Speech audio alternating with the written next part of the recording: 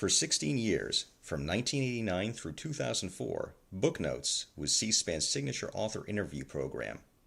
Focusing exclusively on contemporary nonfiction, the Booknotes series created an unparalleled television forum for writers of history, biography, politics, and public and cultural affairs. The Booknotes format was simple: one author, one book, 1 hour. For a full hour every Sunday night, 52 weeks a year, nonfiction writers were asked to discuss their most recent work.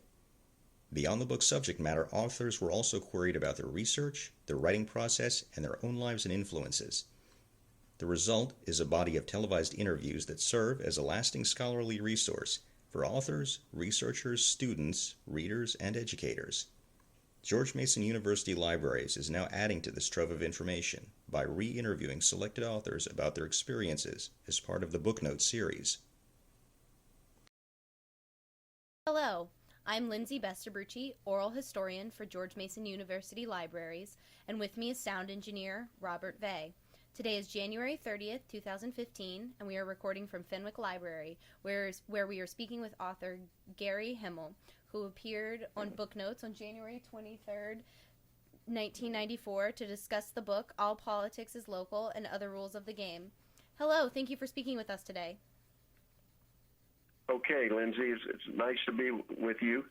So I understand that you have a special relationship with C-SPAN, Booknotes, and Brian Lamb. Would you like to tell us a little bit about that? I would like to say that I started with Brian back in 1979 when he first started C-SPAN. He had come to the speaker's office to talk about taking the live feed of the House of Representatives television and putting, this is before he even started, but he wanted to take that live feed and put it out to the country.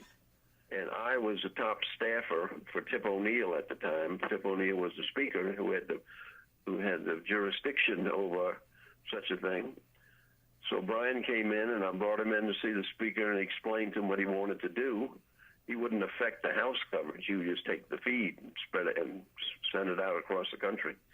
And Tip O'Neill thought that was a great idea. So I worked with Brian in getting the coverage that C-SPAN would eventually use. And it went on for years. It was some rocky roads when people didn't like it and tried to take it over. But Tip O'Neill believed in C-SPAN and wanted to keep it going, and kept it going. Later on, I was on C-SPAN many times. I used to appear regularly before the State of the Union address to explain what was going to happen on the House floor, and kind of a play-by-play thing. And then after I left Tip O'Neill, this would be in the I left him in 1980s, and Tip asked, after Tip retired, he asked me to write a book with him. And it was a collection of anecdotes and stories that he had told over a lifetime of politics, and all had a political lesson to be learned. So I drafted the book. Tip wasn't good at putting things down on paper, but I had heard these stories many times, so I was the person who would put them on paper and get him to check what I had written. And after it was done, Brian called up and wanted to have Speaker O'Neill on to discuss the book. And the book was All Politics is Local, which I wrote with the speaker. And unfortunately, Mr. O'Neill died before he could make the appearance on C-SPAN to talk about the book. And Brian called me and asked me to substitute to explain how the book was written and all about Speaker O'Neill. And that's how I came to be on Booknotes. Wow, that's a very unique story, and that's a great connection with C-SPAN. So how did you prepare for your appearance on Booknotes? It's such a interesting route to having been on the program. Actually, Lindsay, having lived with I worked for the Speaker O'Neill for 16 years, and I had heard these stories many times, And it was to write the book, it was a matter of getting him to, or somebody to remember the stories. And he would come in the office, call me over, and put a book down and say, "This is a book of anecdotes. This guy stole a lot of my stories. Steal them back." So that's how some of those got in that way. Sometimes he would call me on a Monday morning and say, "I went to Mass this morning, and during the sermon, I ended up recalling a couple more stories." So he would recall them that way, and that's the ones I recall. And then we wrote a letter to all the members of Congress who were his friends saying, "Can you recall any stories that Tip told you over the years?" So some of them got in that way. But having been on the ground floor with these stories, I didn't really have to prepare very much, and also having put the whole book on paper and all the stories, I didn't prepare much. It was mostly the knowledge that I had about these stories. And what do you remember most from your appearance on the program? Well, I tell you, what I remember the most is Brian putting you at ease.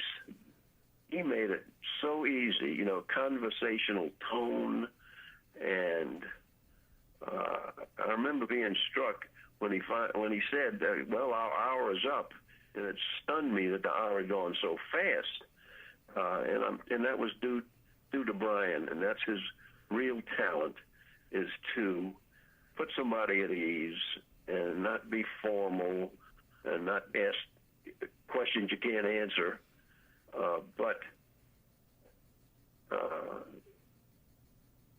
just putting you at ease. I mean, that's what Brian does, and that's why he's so good at it, and that's what I remember the most. Well, you mentioned the length of the program, and Booknotes' hour-long format differed greatly from most network television interviews, which could last 3 minutes or less. What do you think are the benefits or even potential drawbacks of this longer format interview for the author and for the viewer? Well, having watched these authors talk and having my own experience, I think you can go into so much more detail and in explaining things or anecdotes and giving more detail as the interview progresses than having to be interviewed and then get the thing chopped down to 3 minutes. So it's in the telling of the story, to me, that the value of the program, because it allows the author to free range and do it as he sees it, and you get a lot more nuances by having a longer time. So I think it's definitely better. You can have a conversation in depth rather than just a short blurb. Well, Mr. Lamb prepared thoroughly for the interviews. He actually marked up his own personal copies of the book quite extensively. We have a copy of your book here, and it's got lots of notes written in the margin, lots of underlined, things like that. Do you find this kind of preparation to be normal for interviewers, and does it change the interview experience? Well, I don't think it's normal for interviewers, because most interviewers, just want to highlight and kind of rush through it and get it over with, because it's not going to be used. A lot of the stuff's not going to be used. Brian has the luxury of being able to develop thoughts and get in depth, and that's the value, I think, of him reading the book. I don't think most interviewers read a book. They might probably scan it, and they might even have somebody read it for them and pose questions. But you watch Brian interviewing an author, and he read the book, and you better be prepared too, because to know that he read it, you better read it over again to make sure you're familiar with what he's going to say. But that's his unique talent. Mr. Lamb asked about an author's research and writing methods. Your own methods for this book might have been slightly unique based on your relationship with the stories and with speaker Tip O'Neill. But do you believe the reading public finds these details about the practice of writing to be interesting? Well, quite frankly, most of them probably don't. I would myself. I love to read biographies, and I love the detail and the nuances of a person's life, and that's what Brian can dig out in with the time that he has. But probably people don't like all that much detail about how it was done. I'm sure a lot of people do. And I would think authors particularly would be fascinated by Brian's methods and what he exposes through the questioning.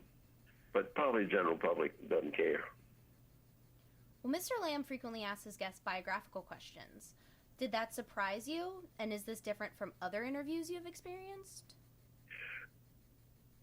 No, it doesn't surprise me knowing Brian and seeing book notes and knowing how the detail that he gets out. So I'm afraid it wouldn't surprise me knowing how Brian does it. Most, as I said, interviewers don't get that detail. So Brian's unique in that question. Well, were you surprised by any of Brian Lamb's other questions? No, I can't say I was, because Doug's so deeply involved in the book and the personality of Tip O'Neill, and knowing Brian very well, too. Well, you mentioned that you had watched Booknotes before appearing on the show. Did your experience with the program change your impression of it? No, it didn't. I knew Brian's methods, and I know how he liked detail and about how it happened. So I was ready for that.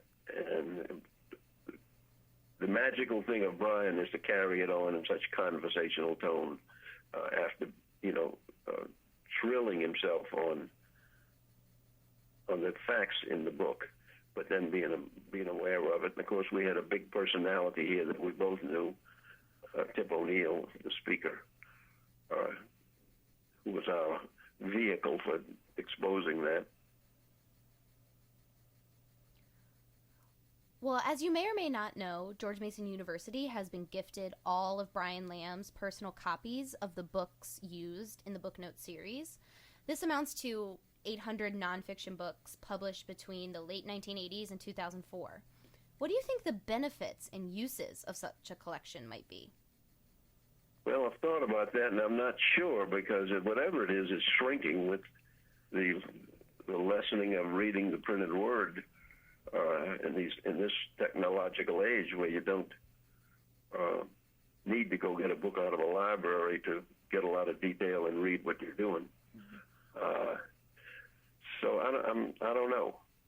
I know it's done less and less, but it's a great resource if somebody wants to dig.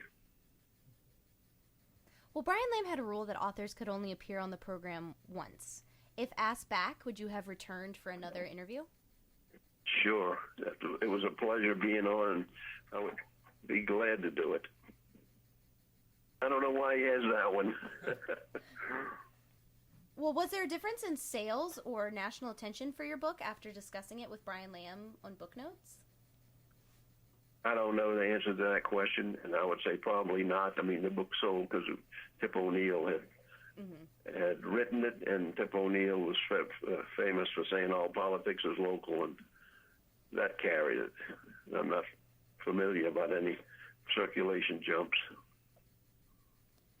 Did your experience with Brian Lamb and Booknotes cause you to rethink any of your own approaches or assumptions regarding your own research or writing? No, it didn't.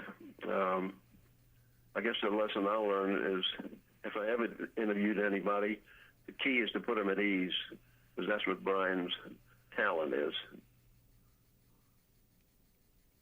So what have you been working on since this book, and what works are you most pleased with? Okay, well, my hobby is reading biographies. I'm reading Norman Lear's biography right now. I just finished Bob Hope. and I love them. And I also take history classes at Loyola University in New Orleans.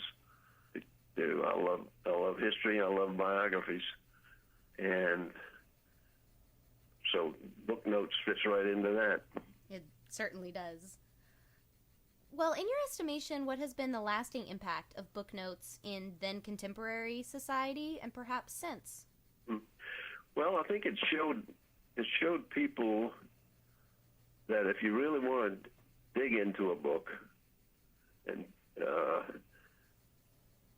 a good way to do it is to watch Booknotes, because Brian will ask the questions that you'd never think about asking, but it would be about getting detail, nuance, and stretching your imagination. That's what he does, and that's what the show does. So I think it's very valuable. Well, is there anything else you would like to add regarding Booknotes, C-SPAN, or Brian Lamb? No, I think we've covered it. It was great speaking with you. Thank you for taking the time to do this oral history with us today. Okay, Lindsay, it was a pleasure talking with you.